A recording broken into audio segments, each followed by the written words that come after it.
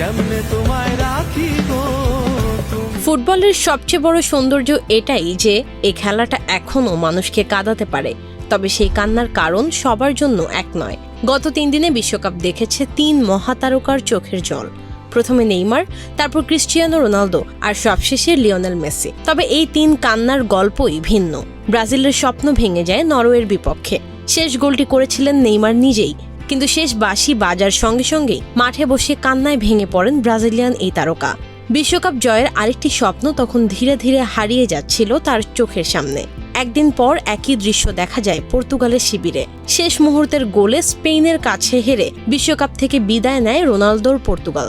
Farm fresh পাস্তুরিত তরল দুধ, বেশি ভালো দুধ। প্রথমে নিজেকে সামলে রাখার চেষ্টা করেছিলেন রোনালদো, কিন্তু শেষ পর্যন্ত পারেননি।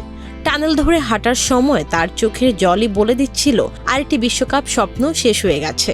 বিশ্বকাপের কান্নার তালিকায় ছিলেন লামিনে কামারাও।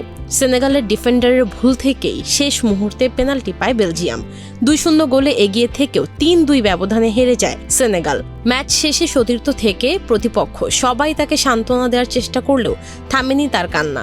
আর তারপর এলো মেসির কান্না। কিন্তু এই কান্না পরাজয়ের নয়, এই কান্না ফিরে আসার, এই কান্না হারতে হারতে জিতে যাওয়ার।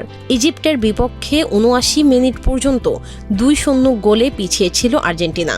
বিশ্ব চ্যাম্পিয়নদের বিদায়ের শঙ্কা তখন বাস্তব হয়ে উঠছিল, কিন্তু এর পরপর যেন বদলে যায় সবকিছু। অবিশ্বাস্য প্রত্যাবর্তনে 3-2 ব্যবধানে জিতে কোয়ার্টার ফাইনাল নিশ্চিত করে আর্জেন্টিনা।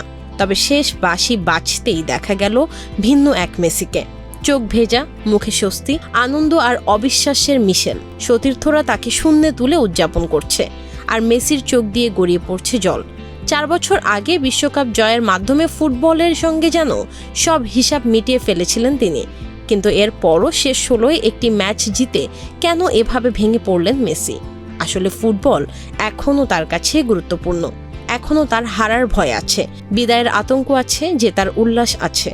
মুখে যতই সব অর্জন হয়ে যাওয়ার কথা বলা হোক, বাস্তবতা হলো ফুটবল এখনও লিওনেল মেসিকে আগের মতোই স্পর্শ করে।